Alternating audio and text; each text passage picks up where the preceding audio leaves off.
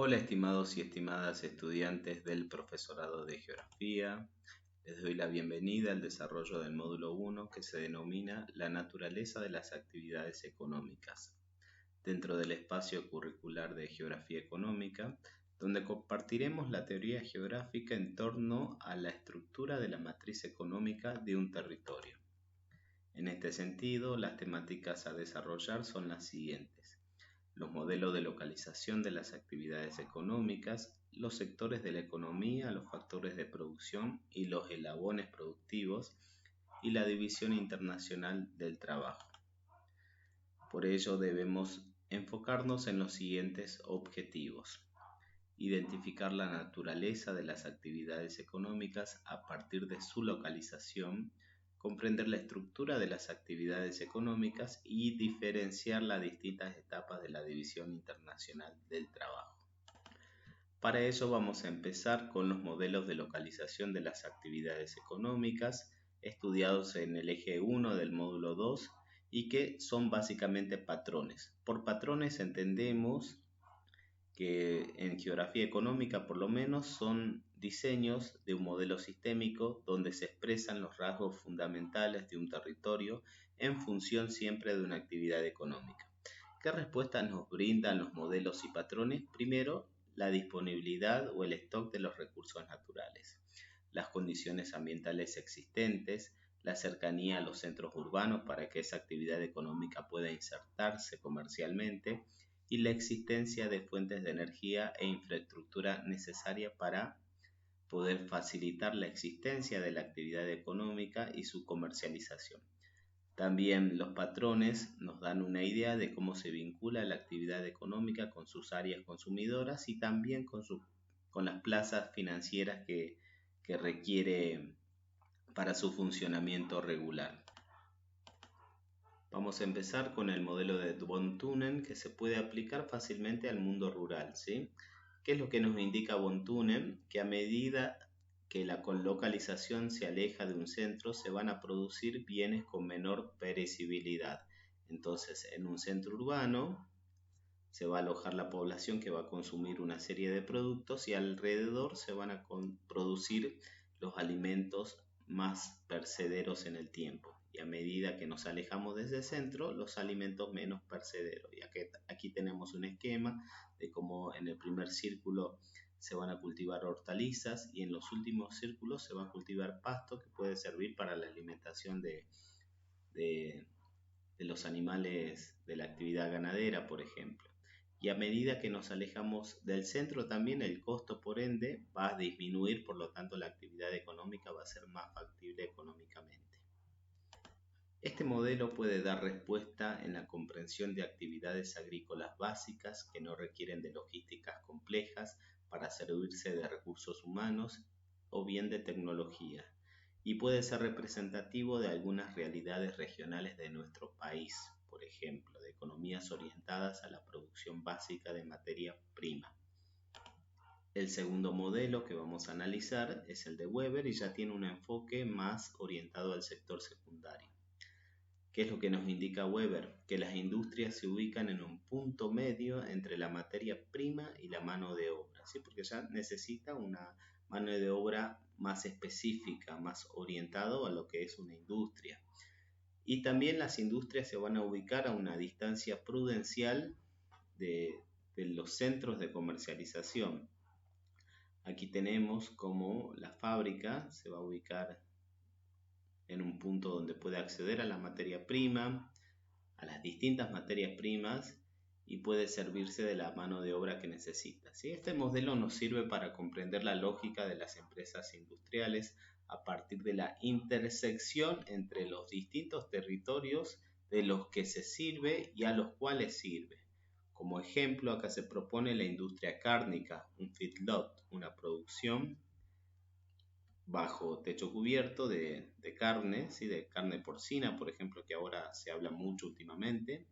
Por cuestiones ambientales, esta industria se va a localizar a una determinada distancia de la ciudad y va a requerir de cultivos para alimentar a su ganado. Esa va a ser su materia prima. Al mismo tiempo debe poseer accesibilidad a una ciudad o a infraestructura que le asegure su comercialización y también su exportación. Luego tenemos al modelo de Marshall y este patrón indica que las empresas van a tender a aglomerarse en un área definida con acceso a mano de obra y recursos naturales. En este sentido, las firmas se van a relacionar de modo interdependiente. Y aquí vemos en el gráfico y en el video cómo las distintas empresas van a actuar de modo conjunto para acceder a las materias primas y para poder proyectar su producción hacia el mercado de los consumidores. A este modelo lo podemos utilizar para establecer líneas de análisis que comprendan por qué existen los parques industriales y cuáles son las benevolencias de las zonas francas y los clústeres, que son los centros de innovación que vamos a estudiar más adelante. Las empresas industriales se van a agrupar y con ello van a obtener beneficio, mejor accesibilidad a sus proveedores y mejor infraestructura para movilizarse en un contexto comercial competitivo. Por su parte, el modelo de Kristaller va a indicar que la actividad económica y de servicios se va a concentrar en un lugar central para satisfacer la mayor demanda posible.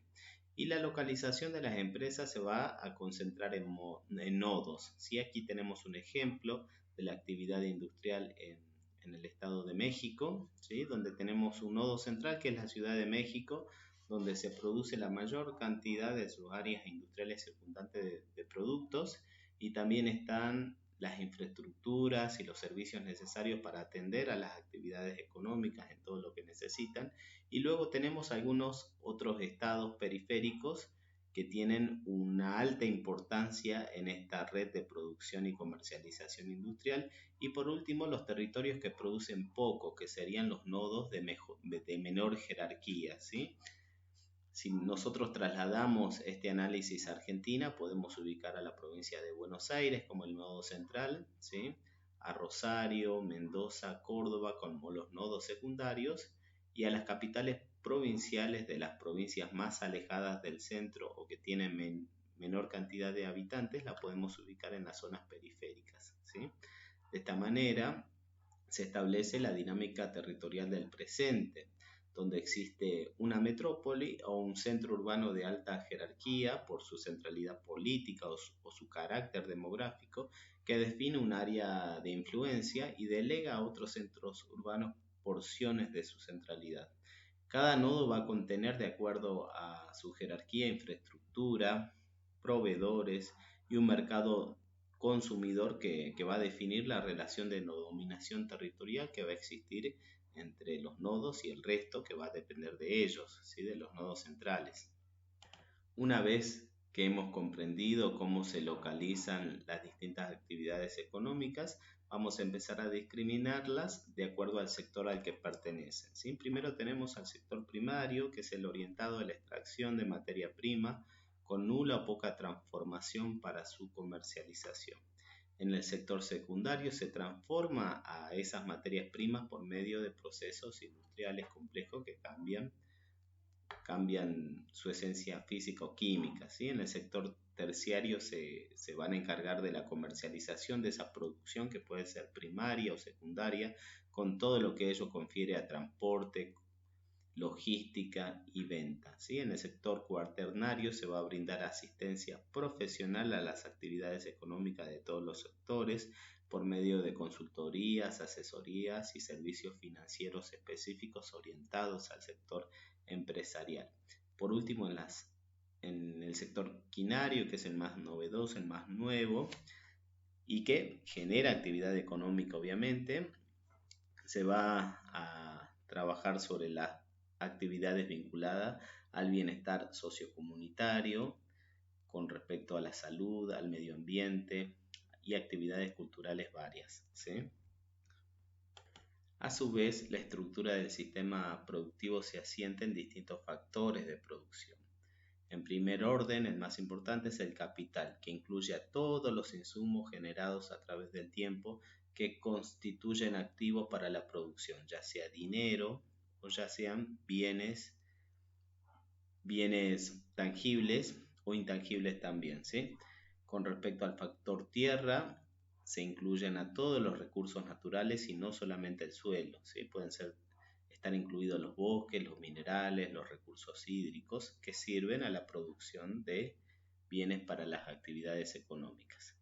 El trabajo se entiende como el esfuerzo puesto en juego para la producción y va a involucrar la innovación y la inteligencia humana y el carácter de especificación que requiere crear un territorio para competir en el escenario actual, ¿sí? Un territorio necesita de múltiples perfiles de trabajadores para poder atender a sus actividades económicas. Y en lo que respecta a tecnología, se encuadra el conocimiento aplicado a la producción y materializado en procesos innovadores. ¿Sí? Que hoy por hoy es un factor que está creciendo en importancia, ya que por sobre los recursos naturales está la creatividad, la ciencia y la tecnología puesta en juego por el ser humano. Al mismo tiempo, es posible entender al sistema productivo en eslabones, ya que se entiende que una producción está encadenado a otro estadio donde se involucran los determinados sectores para llegar a un mismo producto, para poder llegar a ofrecer un mismo producto a la sociedad, ¿sí? Entonces, una misma producción atraviesa múltiples sectores de la economía. Por ejemplo, tomando como caso específico la producción de soja, ¿sí? Que es masiva en nuestro país. En el eslabón primario se cultiva la oleaginosa y se cosecha. En el eslabón secundario se va a transformar el grano a partir de maquinarias y procesos químicos, logrando diversos alimentos como jugos, harinas y aceites. En el eslabón terciario se va a transportar, se va a exportar y se va a ubicar a la venta. El eslabón cuaternario va a orientarse a asistir científicamente a los procesos, y aquí les traigo el caso de la biotecnología, que es la modificación genética de las semillas y otros procesos innovadores que van a permitir perfeccionar el proceso de cultivo y mejorar las utilidades, ¿sí? Y en el eslabón quinario se va a fomentar la exportación, se va a mitigar los efectos del medio ambiente por medio de proyectos elaborados por organismos no gubernamentales, por ejemplo, que van a tender a asegurar una inserción armónica en la sociedad de las actividades económicas, ¿sí? A manera de ejemplo, eso es lo que puede recaer en el eslabón quinario. Una vez que ya tenemos comprendido cómo se estructuran las actividades económicas, es necesario empezar a abordar de modo global cómo se distribuyen en el mundo a partir de las diferentes regionalizaciones que existen, ¿sí? La más vigente, la más usada es la de la División Internacional del Trabajo, que es una teoría que surge en el siglo XVIII que divide el mundo en países industrializados y no industrializados, teniendo en cuenta que los que habían alcanzado la industrialización eran los países centrales: Inglaterra, Francia, Estados Unidos, Alemania y después Japón y Rusia, ¿sí? Progresivamente las áreas industriales fueron expandiéndose hacia la periferia en América Latina, en Sudáfrica, en África, en India, ¿sí? En el lejano oriente, y llegamos al siglo XX, donde las industrias empiezan masivamente a localizarse en la periferia, ¿sí? Este proceso se denomina deslocalización industrial, por lo que se entiende que el sector secundario y los países centrales se van a orientar ahora al sector servicios. El subdesarrollo, por su parte, acepta el costo social, laboral y ambiental de las actividades económicas industriales asentadas a gran escala. Llegamos al día de la fecha, en el siglo XXI, donde la División Internacional del Trabajo se encuentra atravesada por múltiples dinámicas que la complejizan. Los países periféricos se reafirman como grandes productores de bienes industriales, ¿sí? Existe un crecimiento industrial sin precedentes en el norte de África, en Centroamérica, en Asia Central, ¿sí? Países que anteriormente, hace pocas décadas, eran pobres, pero al mismo tiempo las casas matrices de las grandes multinacionales que tienen sus fábricas en países pobres y periféricos se mantienen en los países centrales, ¿sí? Mientras los organismos multilaterales de crédito como el FMI, el Banco Mundial, aseguran el flujo de utilidades hacia sus casas matrices. Es decir, que aquí se consume en la periferia, se accede a asumir el costo laboral, ambiental y social de esa producción, y las ganancias se derivan a las casas matrices para alimentar los sistemas financieros de los países centrales, ¿sí? Por ende se perpetúa la relación de dependencia y dominación. A modo de cierre, es necesario tener presente que los distintos modelos de la localización plasman las transformaciones históricas que acontecieron en las estructuras productivas de los distintos territorios. Desde una sociedad que organiza su territorio en función de la necesidad de bienes primarios, escenificada por von Thunen, hacia las demandas de consumo más intensivas y diversificadas que proyectan en el espacio su complejidad y un orden jerárquico entre los territorios, como bien lo comunica Walter Christaller. La economía se complejiza y se diferencia progresivamente. Con el surgimiento del sector terciario y cuaternario y la redefinición de los factores de producción y de acuerdo a las distintas etapas de la división internacional del trabajo que acompaña ese desarrollo en la matriz económica productiva de los territorios. Esperando que la explicación sobre la localización y estructura del sector productivo haya sido fructífera para la audiencia de esta videoclase, les agradezco su participación. Saludos y hasta la próxima.